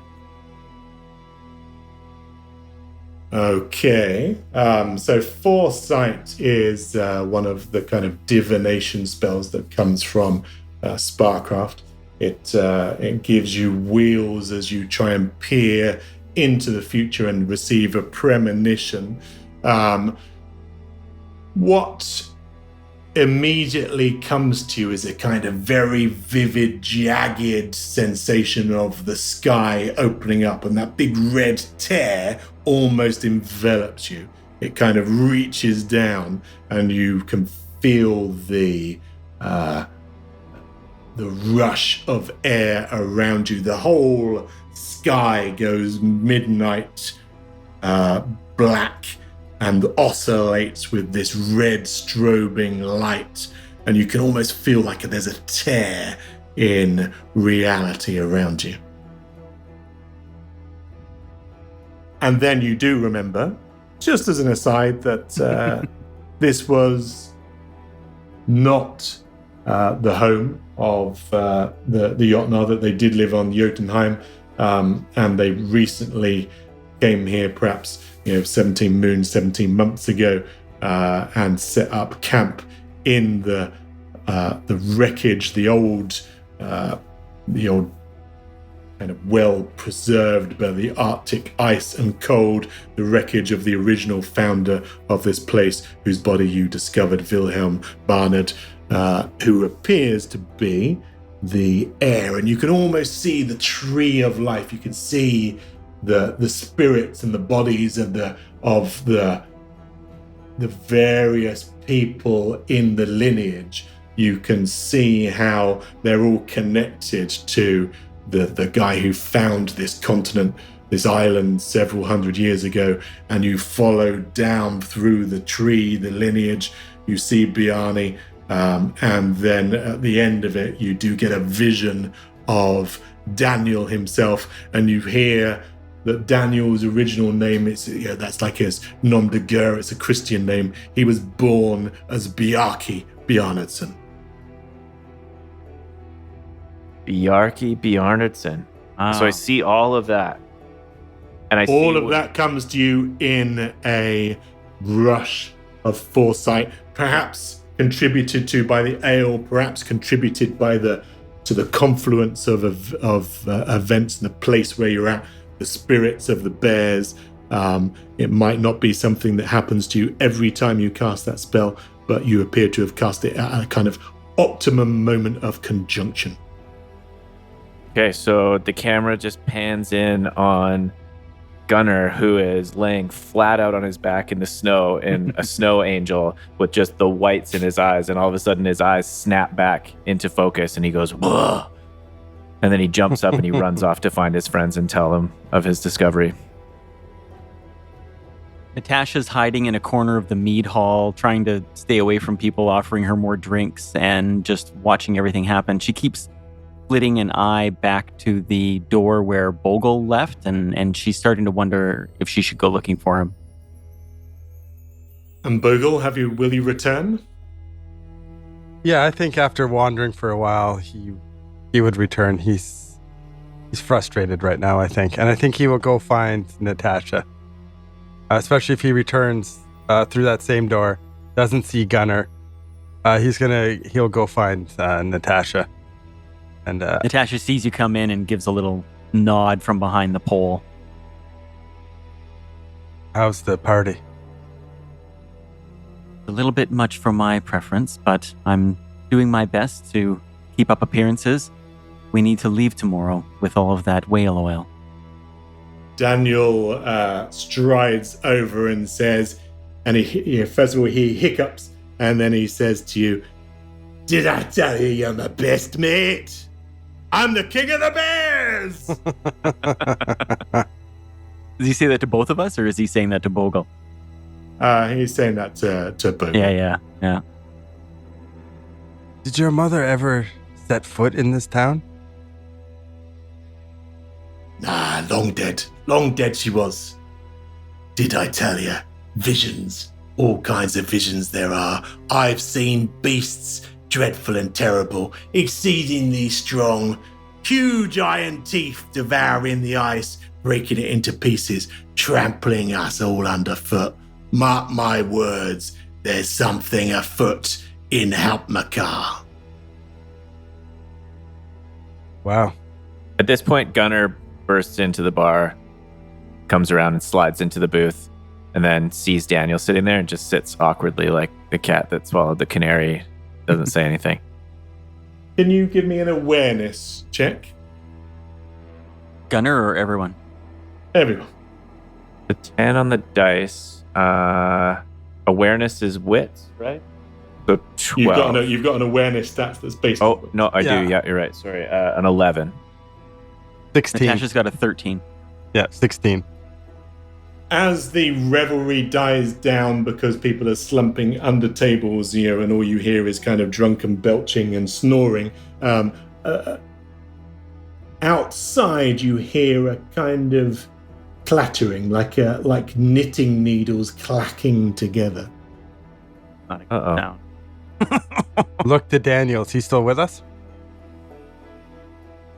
Daniel is still with you. He's staring kind of maudlinly into his beer, and he says,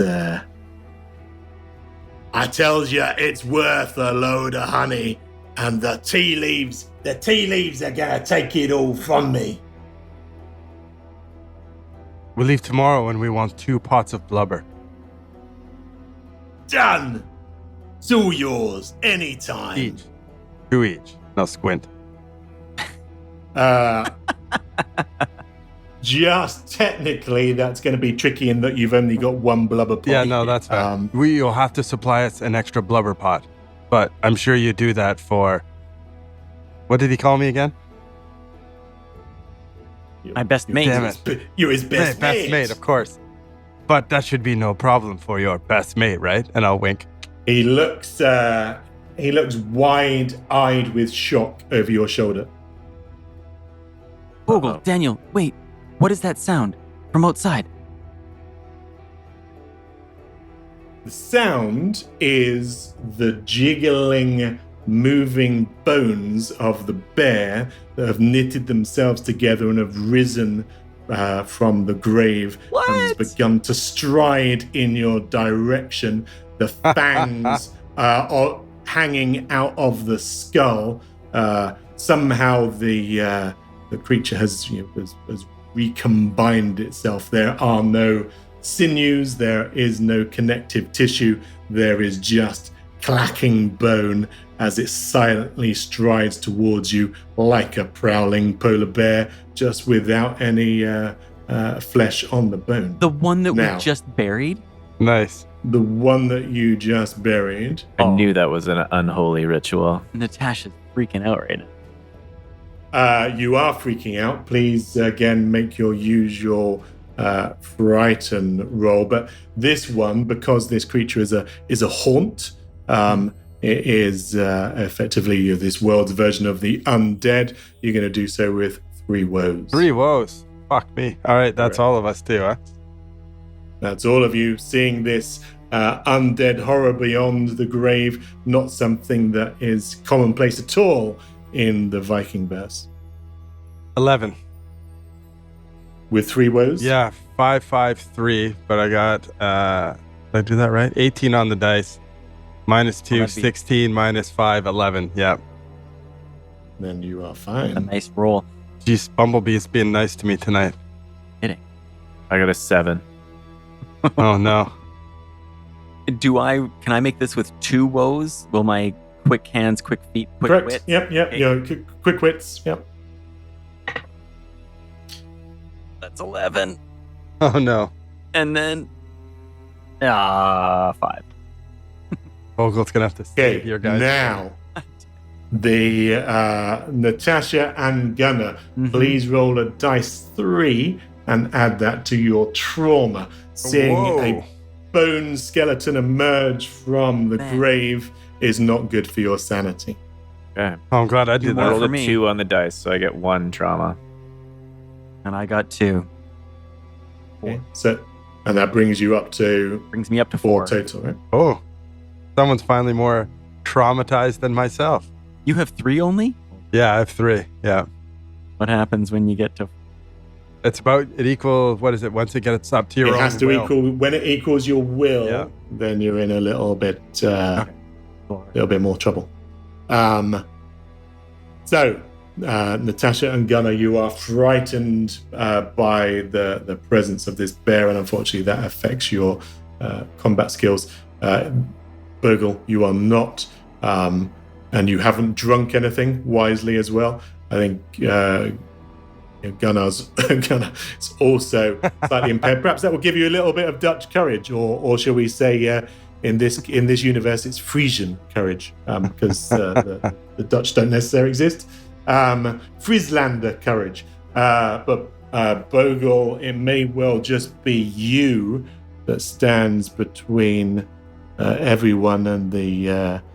They're not canines on a bear. Whatever Ursine? sharp Ursine? teeth, ursines, the ursines of the bear. Daniel, does he also look shocked? He's not like, oh, another one of these. Does he look pretty taken back? as well? Daniel does look extremely shocked. That's why he was wide-eyed, and he's backing away, looking very dismayed. And he actually says, "Oh my! The dead will be raised imperishable, and we shall all be changed." He almost looks like he's overcome with religious fervor. But in a Huh? bad way. It's not like an ecstatic way.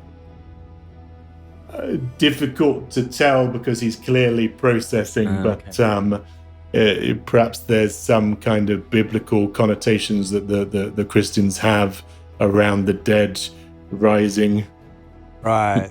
You know, From being a lab-bred ass kicker against the skeleton, this is perhaps my D&D coming in with the whole using my blade against it. Is that ineffective? There are perhaps better ways to What I deal with it. It's thought. not ineffective in that you can, depends on the force. You don't need a slashing weapon and a bludgeoning weapon, but it's Quick scan. it's kind of got it hasn't got immunity to any of those things. Let's say that. A quick scan of the room. Do I see anything that would be a more effective weapon than my blade? Not really. I mean, you could happily pick up anything from a kind of blazing half log to a chair. You could haul a table, tip over a table. You could grab the ale and the containers of ale and hurl those. There's all kinds of improvised weapons. Yeah, I guess I could just use my staff as well. Suppose. Sure. All right, I'm going to, with his quick sleight, come up from the table, onto the table and leap towards the undead bear, drawing my blade and take a slash at him. And just as you're doing this, you hear the low drum beat of a rhythmic chant start. And this time, instead of a low guttural sound, you hear a high wailing. And with the frightenedness of Gunnar's state right now, his voice cracks as he leans into his weapon song once again.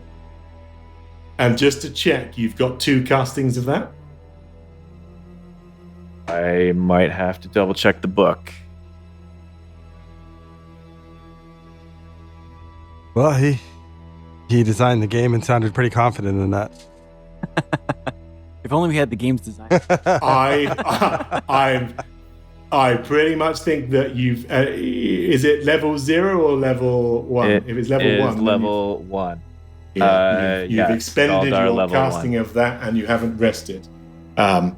You've been drinking and feasting instead, so no weapon singing for you. In actual fact, your voice breaks into a falsetto, and you completely fail to sing the song, sounding more like a eunuch. Bogle, you wanted to make a fast turn and an attack, right? That is correct. Do I get my hack attack? I will give that to you on the basis that you are surrounded by a bunch of people who are staggering backwards. Scared and drunk. Scared and drunk, but they are nevertheless there and kind of distracting the hollow eye sockets of the beast, as far as you can tell. My luck has run out. That will be an 8. Oh, I rolled a 2. Okay. You swipe far wide, and the creature tilts its bony skull as if querying your very existence. Do you like the... It's an audio format, Dave. no you're doing. No one can see my hand come out and no one gesture for it to come at me, bro. Come at me, bro. The international symbol for come at me, bro.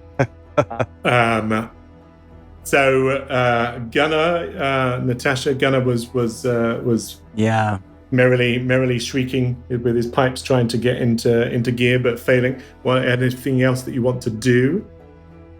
Gunnar, is there anything else you want to try and do, or is that your... No, Gunnar's still pretty high from the testicle and seal dung, and he's going to spend his turn really trying to nail this weapon song. Natasha's got 19 mechanical questions. So does she still have 2 hit points of damage? From the landing in the water? Yep. Yes, there's been no rest since you were just hauled straight into the feast to celebrate. Okay. Is she still fatigued from the water as well? No, you will have warmed up having either borrowed Bogle's cloak or been slathered with the kind of blubber and oil of whales, fat. Or simply just the hearty cheer of the fire and feast. Natasha's going to pick up she's going to take the flagon that she's been nursing. It's almost empty. And she's going to throw it at the bear skeleton's paw and attempt a staggering shot. So this is a shot made with 2 woes. It would be 3 because I'm frightened, but I have my quick hands. So 2 woes. I got that right? Yeah, okay. All right. Give it the roll. Okay, here we go. I gotta get a high roll one of these. Yes, 19 on the die. There we go. Plus 2 is 21. And with a 4, 17. the tankard, which looks like it's kind of ceramic, shatters. Roll. Let's say it's an improvised weapon. Let's do dice 3 damage, but So one What'd you roll? 1 point of damage only. But yeah, he has to make a slight roll or fall prone. Nice. Oh, thank my God. room is now Something so dark finally I can't worked. see. This does a couple of things. First of all, it trips the beast. Perhaps his bones are brittle, and that paw comes away and it collapses. But it also, a couple of things happen. First of all, the ale is extremely flammable, and close to the hearth fire, Oh, no. the whole thing begins to burn, and the skeletal frame catches alight as well as falling to the ground. Huh. Didn't we make jokes about burning this down to the ground? Here we go. Flaming bear skeleton? That's even more horrifying.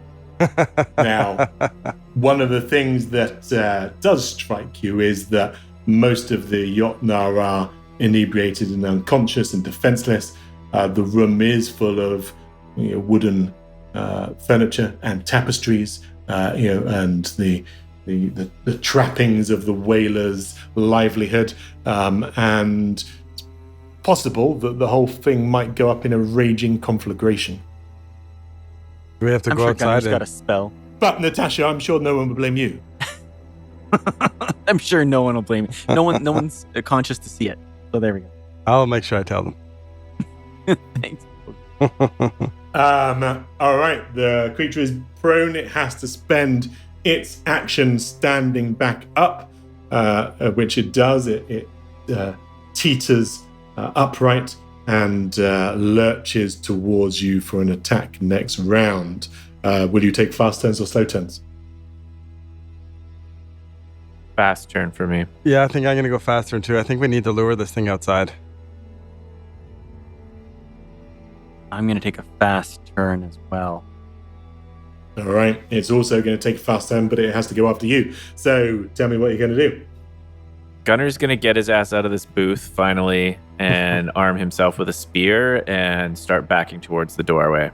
Yeah, I want to try to get by it and go out the doorway, and I don't know if I can throw some shit at it, try to yoo-hoo over here, that kind of deal. You could try that distract action that I tried. Oh, that's not a bad idea. Yep, give it a go. Give it a go. All right, so sorry, that's with how many woes? I don't have my It's just a straight wits against wits roll. And It's- I don't oh, think you it's- have any And woes. it being a fairly vapid bag of bones, it's not like it's full of brains. Oh no, I can't. Wits ain't my jam. I guess I will. I'm going to try to move and attack. So I'm going to do a slow action. I rescind my fast. Okay. Gunnar, you were basically backing towards the door. Did you want to hurl your spear, or were you? No, I'm going to hang on to it. If the bear's not within stabbing distance of the spear, I'm not going to attack All right, this so round. can I suggest that what you then do is that you prepare an action so that were it to charge you, you'll be Yes. able to attack? That sounds like a great idea. I will prepare an action, and when the bear comes to try and bite me, I'm going to stab it in the... Yeah. Should the bear come, you will poke it. Yes. Natasha's Natasha. fast action is going to be to leap over behind whatever booth. Kurt's saying there's a booth in here. So I'm going to leap behind the booth and He's and imagining hide. it as... I made a booth. He's imagining it as, I don't know... It's some rote. kind It's rote of, now. That's restaurant downtown. It's there's more like tables which people will prop up. okay. So but, I'm gonna hide under a table. I'm gonna try the hide action here. So it's a slight challenge roll. Yep. Ooh, 8, but I get +2 is 10. But you got But I'm woes from being. frightened. So you almost managed to sneak away from view, but because of your panic and haste, you nudge the table, tip it over, and reveal your hiding spot. Oh, but I have quick hands, and I only had the one woe, right? Because of frightened. So the woe and the wheel would cancel each other out. 2 woes. No, Still 2. it would be 3 minus, and one would negate. Why do I have 3? One for being... Is it just 1 for being frightened, or is it 3 for being frightened? 3. Okay, never mind. Being frightened is not a good state to be in. It reflects the fact that these some of these creatures, these otherworldly creatures, are not pleasant. All right. So, Bogle, the creature, lunges at you.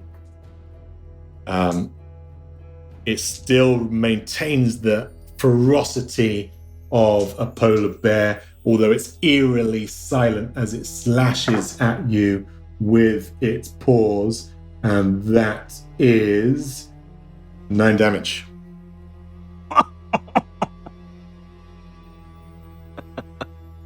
Wow. That's a lot of damage. Okay. Where does that put you in the health to damage ratio? On a scale of 1 to 12. I got more than 12. Okay. No, that puts me, let's see here. What's the math on that? Approximately 55% of my health gone. One more hit like that. Yeah, one more hit my leg and it ain't gonna be good. That's all right, though. Bogle goes down fighting. I'm going to ask you to make a will challenge roll as well, with 1 woe. Oh, man. There it is. Bogle's got this. Oh, yeah, that's a good roll. 14 minus 2, 12. And you did the woe? Yeah, that is with the woe. Yeah. And with your With will? my will of -2, yeah. Like, yeah. I'm not trying to eviscerate you, but That's the all creature right. does come with a brittle bones curse, and it is able to force you to take extra damage by conveying this evil bear spirit curse onto you. Oh, lordy. Thank goodness we're One not guy level hiding 1. under Hey, a guys, fucking table and the other guy's wasted trying to sing. you got this, man. So is that to me then with the slow action? To you with the slow. Okay, here. As the creature snaps at you, I'm just going to give you a little flashback because you remember that the fish heads on the curse pole, which were a dead fish, were also kind of alive and gnashing, as if they too had been brought back to life. It's Very interesting. All right. very similar visual as the bear is in your face, and so it occurs to you that something is amiss. The dead should not be walking. Or on a fuck off pole snapping at me. All right. So with my energy burst, triggered action to heal. So I got my slow action, so I can move, attack, and then use my energy burst. Correct. All right. I would like to do those 3 things, please. You don't need to move, though. He's right in front of you. Where are you moving? I want to. Well, if he's withdrawing, so that you're retreating, so that you could attack, then retreat, so it doesn't get another attack at you, and then heal. That might be the best sequence of events. Attack, withdraw, heal. Yeah, that sounds great. I'm trying to get outside to lure the flaming bear away from burning this place to the ground. So it doesn't really Even matter though you which said order. You wanted to burn the place to the ground? Yeah, tongue in cheek, I suppose. Bogle really doesn't want to burn it down. He's actually kind of liking this guy now.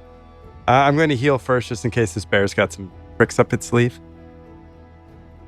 It has no sleeves, but I take your point. Healing rate is 1/4 of my maximum, so that would be 4. Yep. So I would like to heal my 4. Yep, so that 9 goes down to 5. Strike at the bear, and then withdraw. Do I still have allies within reach? No, they've all buggered Yes, off. I thought. Cowards! I'll yell that. Like brave Sir Robin. Yeah. Hey, That's Natasha's so a good. survivor, man. Yeah, survivor. That's what they call them. Natural 20. Boom. Ah, finally. There it is. There. Okay. Nice. Describe to me the force and swiftness of your blow. I'll do the energy burst. And then I will skirt around the bear, flash at it across the face as I do a nice little roll out the door and come up in like a little ninja pose with my blade up. I'm not really a hit with force kind of guy. I just think, is there a vital spot on an undead bear? Who knows? But I hit it. The eye socket ruptures and splinters of bone fly shards across the room. Roll your damage. Okay, so get a wheel with attacking. I don't get anything. It's just my 1d3. Oh, poor old 1d3. And does a nat 20 do anything with that? Nope. 2 damage. Okay. Let's go back to the top of the round and see if there's any fast turns. So just to clarify, I'm now outside of the building, hoping that the... You have rushed out of the hall, perhaps standing in the timber frame of the doorway. Okay. And Natasha. The bear is certainly smouldering. There are plenty of other flagons of ale that might fuel the flame, so to speak. I'm going slow action. I'm going to move and then attack. Okay. Any fast turns? Yeah, Natasha's going to go fast turn. Hiding didn't work, and she's actually worried about Bogle now because she saw him take that huge hit. So she's actually going to try and she fast action just to move, and she's going to move out to stand beside Bogle because she knows that he fights better when he's near others. Yeah, okay. Very valid. And how close Bogle, to the before I doorway is that? forget, before I forget, I'm going to give Bogle one honor just for the sheer sentiment of trying to save lives and acting in such a noble way to lure the beast out at the possible expense of his own hide. No, I appreciate that. Thank you. Gunnar, sorry I interrupted you. That's okay. On my last turn, I was slowly trying to back my way towards the door, and it sounds like Natasha and Bogle are now also kind of close to the door. Can you describe how far apart we are? The bone mother, such as the beast is called, is immediately between you, standing next to the kind of central fire pit that people sit and toast their toes next to. Okay. And is there an exit on my side of the bear, or do I have to get around the bear to get to the doorway? There is another exit. It's more of the kind of private chieftain's exit, and it's closed, whereas the main hall doors would be open. Okay, I'm going to try to skirt around the bear, avoiding it as much as I can, and getting towards those guys, and I'm going to try and grab a flagon of ale off of a table as I do it, giving kind of like I'm thinking like a 10-foot, 15-foot wide berth around this bear if I can. All of that is perfectly feasible. Is the flagon of ale something you are going to quaff, or is it something you're going to hurl? I'm going to hold on to it for now. I don't want to hurl it inside of the bar. But if I get that bear outside, I'm going to dump it on it. Only a fool would throw a flag inside a bar at a fire. I like the old quaff and hurl. All right. So Bogle's a slow term. Natasha's gone. So the bear will charge. I'm going to make it a random event. If it charges Natasha, I'd like to try to get in its way. Okay. It's very noble, in which case She's squishy. you take Ah, fuck. 9 damage as the beast barrels into you, knocking the breath out of you as its whole skull crashes into your chest. It now towers above you like a bear rearing up onto its hind legs. Still smoking, but clearly its next move will be to kind of perhaps give you a bear hug and crush you in its skeletal arms. Beautiful. Oh, I guess that's me then, huh? You to go. Okay. He'll wheeze, turn towards Natasha and wheeze. Run. Don't worry about me. I'm doing great. As he coughs up some blood. And like kind of pops his shoulder back into socket as he pulls the rifle off and aims at the bear and takes a shot. And then I'm going to move after. Well, now I don't know if I want to move because Natasha's here. Fucking hell. are we? Is it the top of the round again? Do we all? No, have it's just my to declare- slow. No, it's his slow. Oh, right. It's his slow. I'm going to tell you to run because you can hopefully take a fast action because I'm getting the fuck out of here after. Actually, you know what? No, I need to do this while I'm close so I can get the pack attack. All right. Taking the shot. Oh, fuck. No. Oh, no, that's all right, though. I got a 3 on... I got a wheel because of you, so I rolled a 3. I got a 6 on my wheel, so that's 9. Plus 3 for my slide is 12. Unfortunately, you need a 16 to be able to effectively deal damage Crap. to the bone mother. Oh. Inspiration. Oh, damn it. I should have Inspiration. triggered an action to bite it. Inspiration. Oh, inspiration. What do you guys think? I think now's the time to use it, man. I don't know if we needed it when we were like climbing out of Definitely. the water, Gunner. But No, now My turn to now use we one. need to use it. Oh, dear benevolent gods. Do we have any more? Odin, who I was just fighting against in the recent war. Your call to the gods comes up short. Oh. There is no fuel in the inspiration tank. Kurt. I might not even be here if it weren't for that inspiration. You That were could be swimming. an ice cube. You were swimming. He's I'll cough more blood up and look to Natasha again with a little bit more urgency. Bogle's always looked pretty calm. Now he's like, you can see it in his eyes. He's like, fuck. We need to Okay. leave. And I'll start, and I'm going to, I'm You're- moving. You're going to use the withdraw action to back Yeah, away. 100%. That doesn't trigger a free attack, and you can remove your sword from its rib cage where it was waggling. Okay, and you can back outside. Ian, can I use my oodle right now before start fast turns and that again? Or does that need to be part of my fast turn? Let's see what you want to do, and then I will rule accordingly. I want to use my Bogle wants you oodle to right. use his oodle right to help me with this. Then, yeah.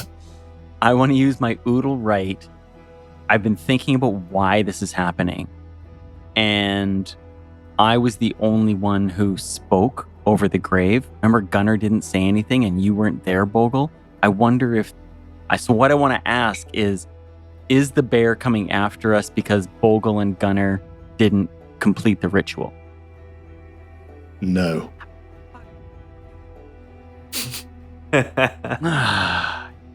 God, we're level 1, Ian.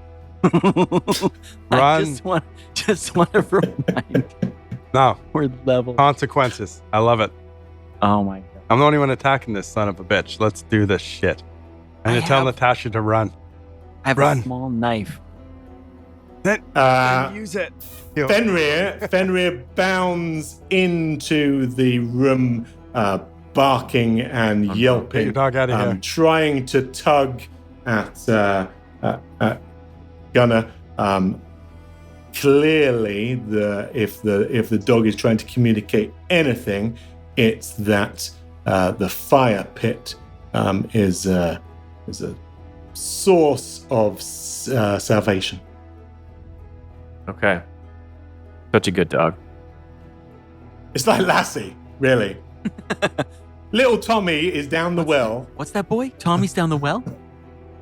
So, in Gunnar's last turn, he successfully made it part of the way around the bear and got closer to the door. And you're standing there swaying with a spear Yeah. in one hand and ale in the other, Yep. And probably having accomplished Ready to quaff and hurl. not very much. Not very much at all. 3 woes against whatever you want to try. So I'm going to run over to Bogle and attempt to cast Death Ward. What are you doing, you fool? Run. Cough up some more blood on the ground.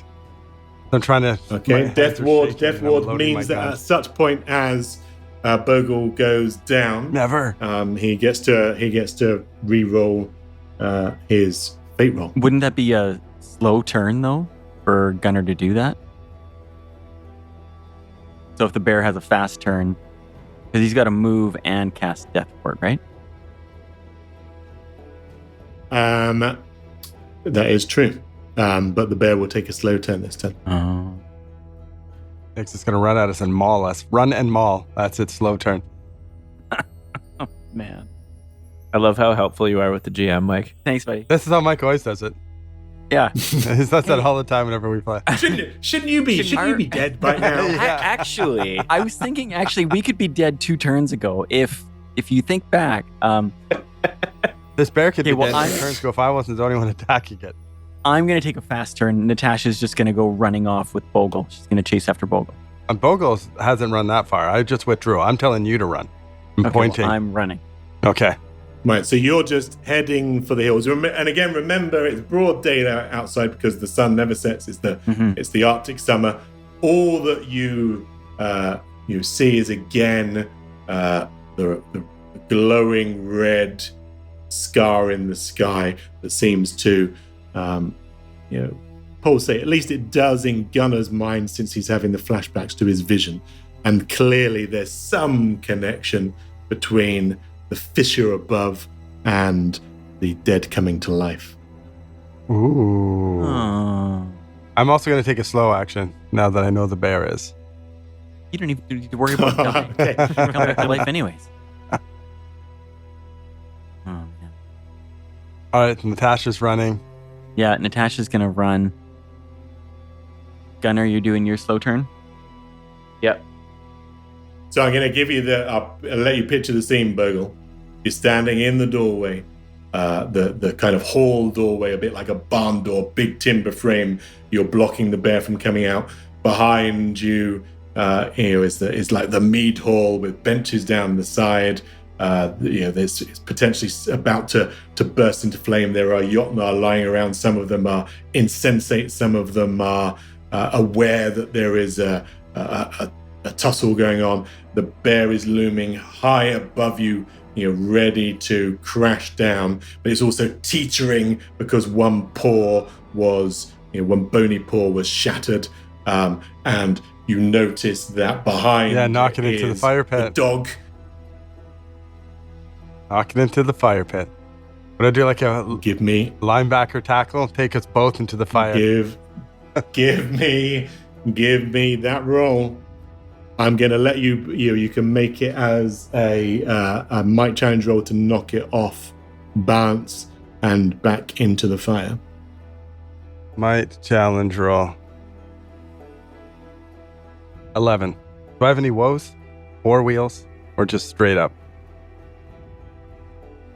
It depends. Gunnar, were you being helpful? Was this a fate roll? No, I'm not dead yet, man. No, Get out of this here. isn't a fate roll. You're- I'm not dead yet. I guess Well, you cast with my experience as a trapper, I'm able to point out that the bear is precariously balanced in front of the fire and that it could be easily tripped. And I'm going to give you a bonus on the basis that your hunting dog is immediately behind and could potentially, act as that kind of counterbalance and help tip it over. So you are successful. You hurl yourself a shoulder barge, bashing into the creature. Both of you plummet over the dog, which whimpers and scurries out of the way to avoid being crushed.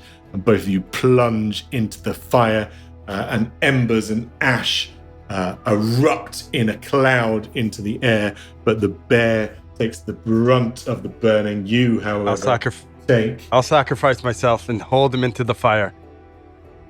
You take 6 damage as the fire begins to singe your fur. I'll just hold on to him. And Actually, you know what I want? okay, Oh, man. I don't want this urn to burn. I want to get the urn out of the fire and hold on to the bear. That's all I care about. okay. New round.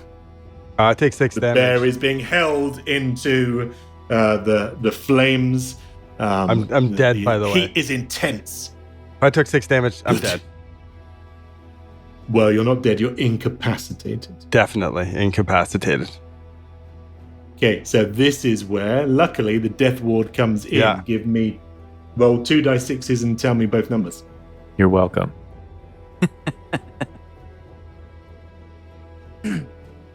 5 and a 4. I have shame as well. Does that make a difference? It doesn't make a difference because you've only got a certain. I've got one shame.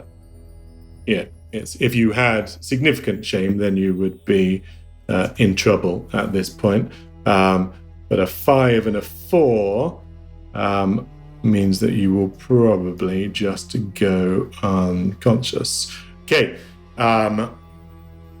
A 5 is the best of those rounds. Give me another dice 3 roll. 3. Okay, you are unconscious for 3 rounds, and then at the end of that, you will splutter back to life and heal 1 damage. Thanks to Gunner's Death Ward, you have taken the, So I'm gonna lay. the least of the Except that punishing you're laying- options. I'm gonna lay in the fire for 3 rounds. So someone please do something about that. That'll be my last breath. Save the urn and please get me out of the fire. And me. Gunnar would grab him as soon as he realized he was just in the fire unconscious. He would drag him out. I would even take damage to get him out. Is that bear still alive? You've effectively, for that round, laid on the bear, giving it a kind of bear press, holding it into the fire with the weight of your body, and the bones come apart. Whatever kind of spiritual connective tissue is holding them together dissipates in the embers and ash, and the thing clatters apart. Cleansing fire. You sure? The Bone Mother is no more. You are victorious, and 3 rounds later, a matter of seconds, you come to, perhaps with either Natasha or Gunnar giving you a slap, perhaps with Fenrir, the valiant dog, giving you a lick. But either way, you are resuscitated on death's door with just minimal health. But alive nonetheless. And we don't need to make a stabilized roll or anything like that. He wakes up on his own. That's correct. That's the nature of the fate roll that does that. If you roll low and you rolled a 1, then you would have That would have been the end of me, yeah? been up shit creek without So I've on the way to Valhalla. I have 16 health. So it says I heal 1. So now I have 15 damage. So I'm essentially at 1 hit point. Yeah. Okay. Exactly. Now, let's. Where's the urn? The urn is safe, but let's now then bring this to a sensible conclusion, because you are the heroes of the hour. Daniel allows his men to fulfill his obligation and gives you the urn full of blubber. You get the whale oil that you can return to Gunnar at Gunnar's gun store. You can head back with the dog sleds. But Daniel doesn't want to talk to you any further. For some reason, he has kind of retreated into religious contemplation, into isolation. He tells his men to tell you that he has much to think about that connect with his visions of what it means for the land of Hautmakar and his role as the king of the bears. You remember he said that the dead will be raised imperishable and we shall be changed. It's going to be at least 48 hours before he returns to hell. Does it give us an extra blubber like we politely asked? He doesn't give you any extra blubber because there's only so much blubber to go around. But when you return to Hautmakar, you can trade that cauldron of whale blubber for 3 crowns each. Of course, Gunnar, when he sees you, says, "Oh, didn't expect you to come back at all, but I'm glad to see you. Here's your 3 crowns. Don't spend it all at once, or if you do spend it all at once, why not spend it in my store?" Boga wants to talk to Gunnar for a sec. Our Gunnar, not that Gunnar. And sure, by all means. So mechanical question. They have an oodle right each. So Gunnar still has one? I'm correct? No, I've used it Gunnar already. used his last episode, so you'll have to wait until the next thrilling installment before you can ask any more questions. I used it for something boring like getting out of water. Bogle It's- just wants to know something about Fenya.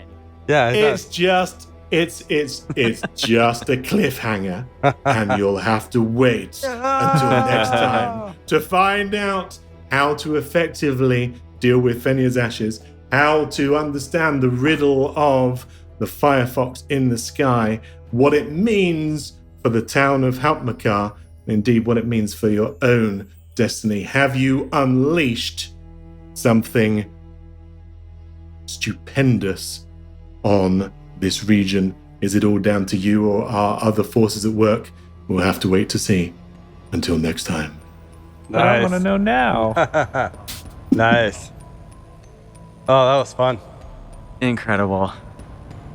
Jeez. Man, it's a tough game. Like it's punishing with all the woes. And, I love it. I want punishing. I want consequence. Yeah, you're want, right. I love You're the right. consequences. Yeah.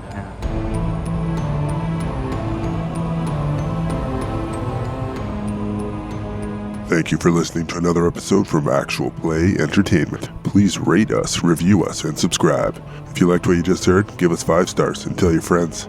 If you didn't like it, then tell your enemies. You'll show them. And for more information and content, visit actualplayentertainment.com.